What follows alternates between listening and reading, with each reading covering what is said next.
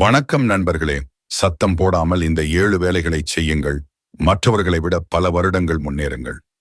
இந்த உலகில் 2 வகையான மனிதர்கள் உள்ளனர். ஒருவர் வேடிக்கை காட்டுகிறார், மற்றொருவர் மௌனமாக வரலாற்றை எழுதுகிறார். மேலும் சாணக்கியர் கூறுவார், நீ உன் முன்னேற்றத்தை பற்றி யாரிடமாவது சொன்னால் மக்கள் உன் வழியை தடுக்கத் தொடங்குவார்கள்.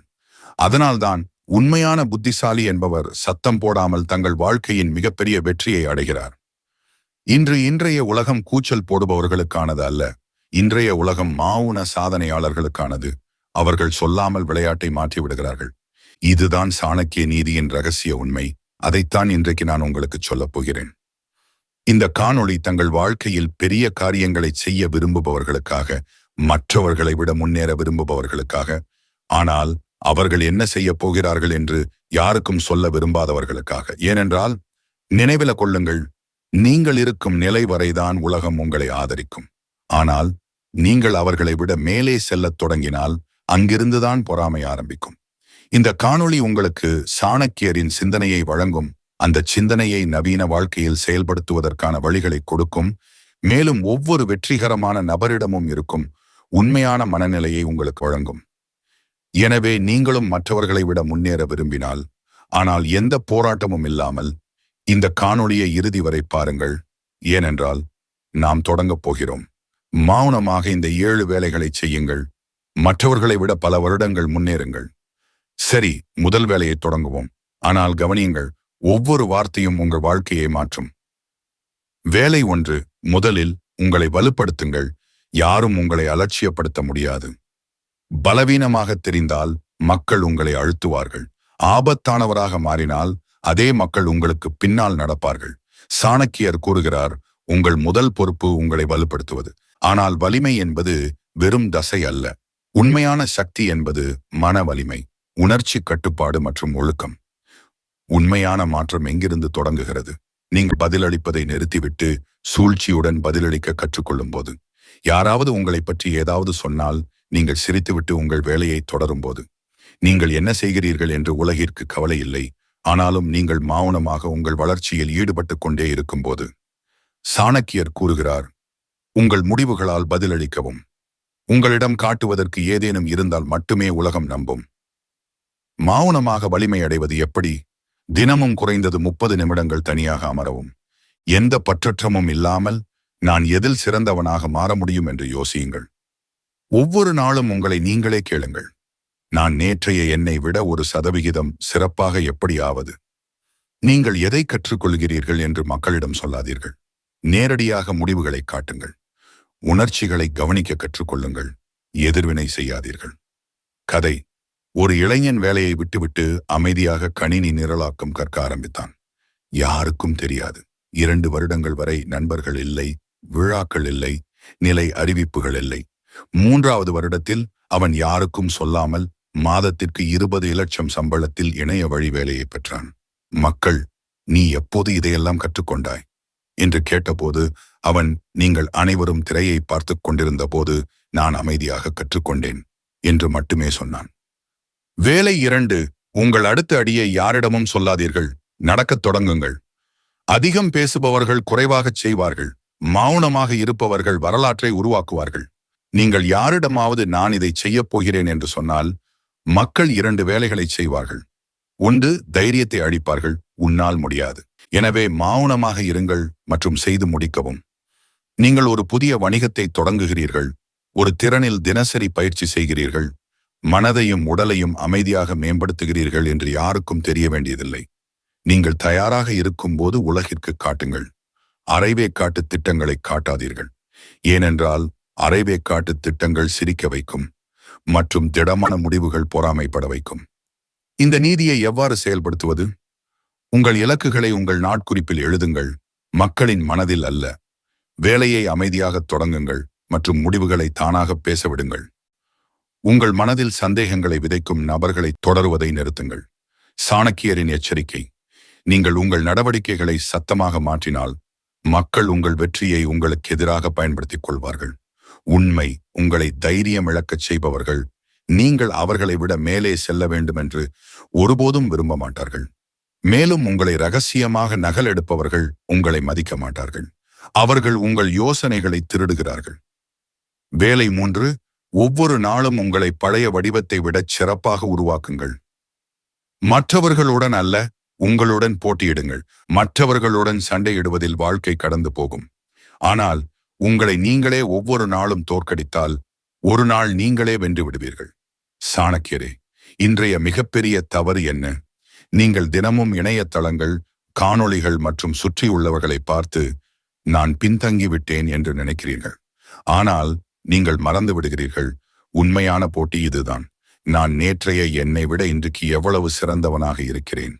சாணக்கியரின் கூற்று: நீங்கள் நேற்றைய உங்களை விட சிறந்தவராக இருந்தால் நீங்கள் வெற்றிகரமானவர். மற்றவர்களை பார்த்து ஒப்பிடுபவர்கள் தங்கள் ஆரோக்கியம் மற்றும் மன அமைதியை இழக்கிறார்கள். இதை எவ்வாறு செயல்படுத்துவது? ஒவ்வொரு காலையிலும் கண்ணாடியில் பார்த்து, இன்றைய நான் நேற்றைய என்னை விட சிறந்தவனாக இருப்பேன் என்று உங்களுக்கு நீங்களே சொல்லுங்கள்.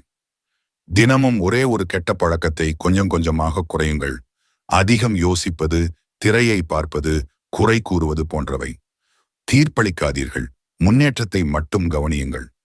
கதை: ஒரு இளைஞன் ஒவ்வொரு இரவும் ஒரு வரியை எழுதினான். இன்று நான் என்னை தானே எவ்வளவு தோற்கடித்தேன். வருட முடிவில் அவன் தனது எடை, பதட்டம், அலைபேசிக்கு அடிமையாதல் மற்றும் நண்பர்கள் வட்டத்தை அமைதியாக மாற்றிவிட்டான், யாருக்கும் சொல்லாமல். வேலை 4. உங்கள் தோல்விகளை மறைக்காதீர்கள், அவற்றை மௌனமாக மாற்றுங்கள். தங்கள் தோல்விக்கு பயப்படுபவர்கள் ஒருபோதும் வெல்ல முடியாது. ஆனால் தோல்வியை எரிபொருளாக மாற்றுபவர்கள் நெருப்பாக மாறிவிடுவார்கள். சாணக்கியரே, யாராவது தோல்வியடையும் போது மக்கள் எப்படி நடந்து கொள்வார்கள் என்று நீங்கள் எப்போதாவது பார்த்திருக்கிறீர்களா? கிண்டல் செய்வார்கள், அனுதாபம் காட்டுவார்கள், அறிவுரை வழங்குவார்கள். ஆனால் யாருக்கும் உண்மையான வழி தெரியாது. அதனால் நீங்கள் தோல்வியடைந்தால் சத்தம் போடாதீர்கள். அமைதியாக இருங்கள், எழுங்கள் மற்றும் மௌனமாக திரும்ப தயாராகுங்கள். தோல்வியை மௌன வெற்றியாக மாற்றுவது எப்படி? இப்படி நீங்கள் தோல்வியை பொதுவிலே அறிவிக்காதீர்கள். அமைதியாக கற்றுக்கொண்டு திட்டம் போடுங்கள். உங்கள் தவறை பகுப்பாய்வு செய்யுங்கள். நான் எங்கே தவறவிட்டேன்? எந்த மனநிலையில் சிக்கினேன்? ஆரோக்கியம், வணிகம் அல்லது தனிப்பட்ட வளர்ச்சி என எதுவாக இருந்தாலும் ஒரு சிறிய தினசரி அமைப்பை உருவாக்குங்கள். சாணக்கியர் கூறுகிறார், தோல்வி பயமில்லாதவனை வெற்றி பெறுவதிலிருந்து யாரும் தடுக்க முடியாது. மீண்டு வருபவரின் காவலன். நீங்கள் அமைதியாக இருந்து உங்கள் காயங்களை குணப்படுத்தும் போது உங்கள் வலி சக்தியாக மாறும். கதை: ஒரு பெண் அரசு பணித் தேர்வில் 2 முறை தோல்வியடைந்தாள். அவள் மீண்டும் முயற்சி செய்கிறாள் என்று யாருக்கும் தெரியாது. வீட்டில் எல்லோரும் அவள் விட்டுவிட்டாள் என்று நினைத்தார்கள். ஆனால் 3வது வருடம் அவள் அமைதியாக முதல் 20 இடங்களுக்குள் வந்தாள். மக்கள், நீங்கள் எப்போது மீண்டும் முயற்சித்தீர்கள் என்று கேட்டபோது அவள், நீங்கள் வதந்திகளை பேசிக் கொண்டிருந்த போது நான் அமைதியாக பாடத்திட்டத்தை படித்துக் கொண்டிருந்தேன் என்று மட்டுமே சொன்னாள். வேலை 5. உங்கள் வேலைக்கான பாராட்டை கேட்காதீர்கள், உங்கள் மதிப்பை உருவாக்குங்கள். மக்கள் தாங்களாகவே உங்கள் பெயரை கூறுவார்கள். தன்னை பற்றி தானே புகழ்ந்து பேச வேண்டியவன் இன்னும் சாதாரணமானவன். ஆனால் மக்கள் யாரை புகழ்கிறார்களோ அவர்தான் உண்மையில் மாபெரும் மனிதன். இன்று எல்லோரும் பாராட்டுகளைத்தான் விரும்புகிறார்கள். நான் செய்தேன், நான் சொன்னேன், நான் தொடங்கினேன், ஏன் எனக்கு பாராட்டு கிடைக்கவில்லை? ஆனால் சாணக்கியர் கூறுகிறார், உலகால் எந்த மனிதனை புரிந்து கொள்ள முடியவில்லையோ அவன் பல படிகள் முன்னால் இருக்கிறான். அதாவது நீங்கள் உங்கள் மதிப்பை நீங்களே தீர்மானிக்காமல் மௌனமாக மதிப்பை உருவாக்கும் போது மக்கள் உங்களை தீவிரமாக எடுத்துக்கொள்ள வேண்டிய கட்டாயம் ஏற்படுகிறது. மௌன நம்பகத்தன்மைக்கு பின்னால் உள்ள உண்மை உளவியல். நீங்கள் அமைதியாக உழைத்து முடிவுகளை கொடுக்கும்போது உங்கள் மதிப்பு ஒரு வியாபார சின்னமாக மாறுகிறது. மக்கள் நீங்கள் சொல்லாமலேயே மற்றவர்களிடம் உங்களை பற்றி பேசத் தொடங்குகிறார்கள். நீங்கள் உறுதிப்படுத்தல் தேடுபவராக இல்லாமல் மரியாதையை கட்டளையிடுபவராக மாறுகிறீர்கள். இதை எப்படி செய்வது? ஒவ்வொரு செயலிலும் சிறப்பை காட்டுங்கள். வேறு யாரும் பார்த்தாலும் சரி, பார்க்காவிட்டாலும் சரி. நான் செய்தேன் என்று ஒருபோதும் சொல்லாதீர்கள். அந்த வேலை தானே பேசும். உங்கள் வேலைக்கான பாராட்டை வேறு யாராவது எடுத்தாலும் சிரித்துக்கொண்டு அமைதியாக இருங்கள். ஏனென்றால் உண்மையில் இந்த வேலையை செய்தது யார் என்று மக்கள் கேட்கும் நேரம் வரும். உண்மை கதை: ஒரு ஊழியர் அமைதியாக ஒரு திட்டத்தை ஒருவராகவே கையாண்டார். பாராட்டை மேலாளர் எடுத்துக்கொண்டார். அவர் எதுவும் சொல்லவில்லை. 3 மாதங்களுக்கு பிறகு, வாடிக்கையாளர் தானே, கடந்த முறை வேலையை கையாண்டவர் எங்களுக்கு வேண்டும் என்று கோரினார். அன்றிலிருந்து நிறுவனத்தில் அவரது மதிப்பு நிலை மாறியது. சாணக்கியர் கூறுகிறார், தன்னை நிரூபிக்க வேண்டியவன் இன்னும் தொடக்க நிலையில் இருக்கிறான். யாரை பார்த்து மக்கள் புரிந்து கொள்கிறார்களோ அவர்தான் உண்மையான வெற்றியாளர். வேலை 6. உங்கள் நோக்கங்களால் அல்ல, உங்கள் மாற்றத்தால் மக்களை ஆச்சரியப்படுத்துங்கள். சிங்கம் தேவைப்படும் வரை தாக்குவதில்லை, ஆனால் அது தாக்கும்போது காடே நடுங்கும். சாணக்கியரே, எல்லோரும் தங்கள் எதிர்கால திட்டங்களை பற்றி பேசிக்கொண்டே இருக்கிறார்கள். நான் இதை செய்வேன், ஒரு நாள் பெரிய மனிதனாக மாறுவதை பாருங்கள், நான் மாறுகிறேன். ஆனால் சாணக்கியர் கூறுகிறார், நீங்கள் உண்மையில் மாறுகிறீர்கள் என்றால் பேசுவதை நிறுத்துங்கள். நீங்கள் சொல்ல விரும்புவதை நீங்களே ஆகுங்கள். உங்கள் மாற்றத்தை நிரூபிக்க வேண்டியதில்லை. நீங்கள் உண்மையில் வளரும்போது உங்கள் மனப்பான்மையில் மாற்றம் தெரியும். உங்கள் எதிர்வினைகள் அமைதியாகிவிடும். உங்கள் தீர்மானங்கள் தெளிவால் நிறைந்திருக்கும். அப்போது நீங்கள் பேச வேண்டியதில்லை. மக்கள் தாங்களாகவே, நீ எப்படி இவ்வளவு மாறிவிட்டாய் என்று கேட்பார்கள். இந்த நீதியை எவ்வாறு செயல்படுத்துவது? தினமும் கண்ணுக்கு தெரியாத ஒரு பழக்கத்தை ஏற்றுக்கொள்ளுங்கள். அதை யாரும் பார்க்க முடியாமல், ஆனால் அதன் தாக்கம் ஒவ்வொரு மாதமும் தெரியும். ஒவ்வொரு மாதமும் உங்களில் ஒரு மாற்றத்தை கொண்டு வாருங்கள். அதை நீங்களே உணர முடியும். பழைய வடிவத்தை நீங்களே உடைத்து மற்றவர்களுக்கு காட்ட முயற்சிக்காதீர்கள். கதை. எப்போதும் கோபமாக இருந்த ஒரு இளைஞன், ஒவ்வொரு விஷயத்திற்கும் பதிலளிப்பவன். அவன் அமைதியாக ஒரு மாற்றத்தை தொடங்கினான். பதிலளிப்பதற்கு முன் 3 வினாடிகள் இடைநிறுத்தம். மெதுவாக அவனது நண்பர்கள், குடும்பத்தினர் அனைவரும், நீ முன்போல் இல்லை, இப்போது அமைதியாக இருக்கிறாய் என்று சொல்ல ஆரம்பித்தார்கள். அவன்தான் மாறுகிறேன் என்று ஒருபோதும் அறிவிக்கவில்லை, அது தானாகவே நடந்தது. சாணக்கியர் கூறுகிறார், மாற்றம் என்பது தெரியாவிட்டால் உண்மையானது அல்ல, ஆனால் சொல்லப்படாமல் இருக்கும்போதுதான் உண்மையானது. வேலை 7. உங்கள் முடிவை மிகவும் ஆபத்தானதாக ஆக்குங்கள். உங்கள் ஆரம்பத்தை மக்கள் மறந்து விடுவார்கள். மக்கள் உங்கள் பயணத்தின் ஆரம்பத்தை நினைவில் வைத்திருக்க மாட்டார்கள், ஆனால் உங்கள் முடிவை அவர்கள் எப்போதும் நினைவில் வைத்திருப்பார்கள்.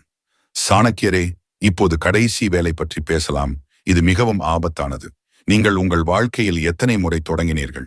சில சமயம் உடற்பயிற்சி கூடத்தில் சேர்ந்தீர்கள், சில சமயம் ஒரு பாடத்திட்டத்தை எடுத்தீர்கள், சில சமயம் சில திட்டங்களை தீட்டினீர்கள், ஆனால் பாதியில் விட்டுவிட்டீர்கள். இதுதான் உங்களை சாதாரணமானவராக ஆக்குகிறது. வெற்றியாளர்களின் அடையாளம் இதுதான். அவர்கள் மீண்டும் மீண்டும் தொடங்குவதில்லை, அவர்கள் வலுவாக முடிப்பார்கள். ஏன் இறுதி முடிவே உண்மையான அடையாளம்? ஏனென்றால் உலகம் உங்கள் முயற்சிகளை அல்ல, முடிவுகளை பார்க்கிறது. உங்கள் விமர்சகர்கள் உங்கள் தொடக்கத்தில் சிரிப்பார்கள், ஆனால் உங்கள் முடிவு அவர்களின் வாயை அடைத்துவிடும்.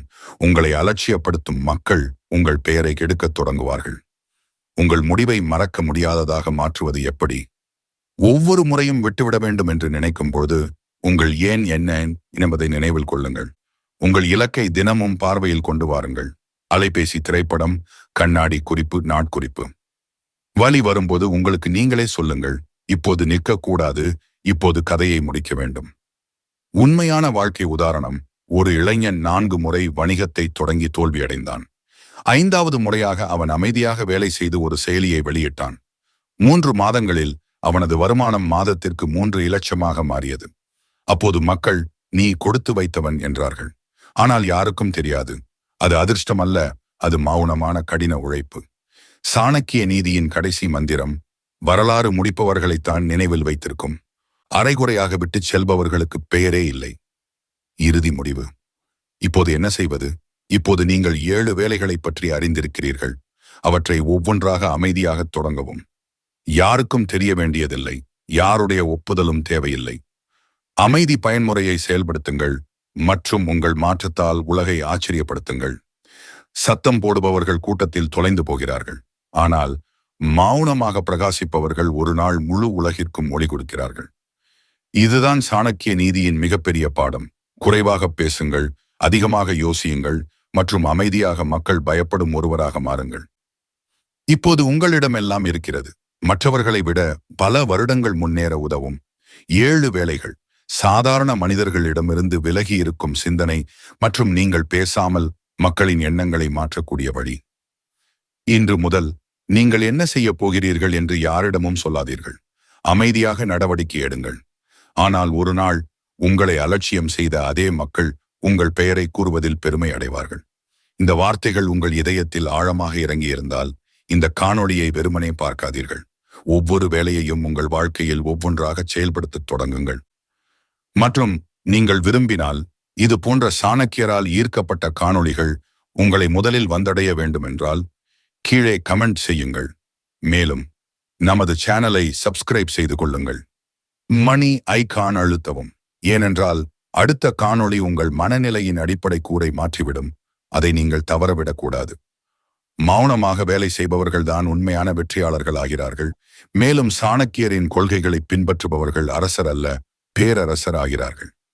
அடுத்த காணொளியில் சந்திப்போம். அதுவரை நினைவில் கொள்ளுங்கள், மௌனமாக இருங்கள், கற்றுக்கொள்ளுங்கள் மற்றும் முன்னேறுங்கள். இந்த உலகம் தானாகவே பின்வாங்கிவிடும். சத்தம் போடாமல் தொடங்குங்கள். அச்சமின்றி உயர்வீர்கள். நன்றி.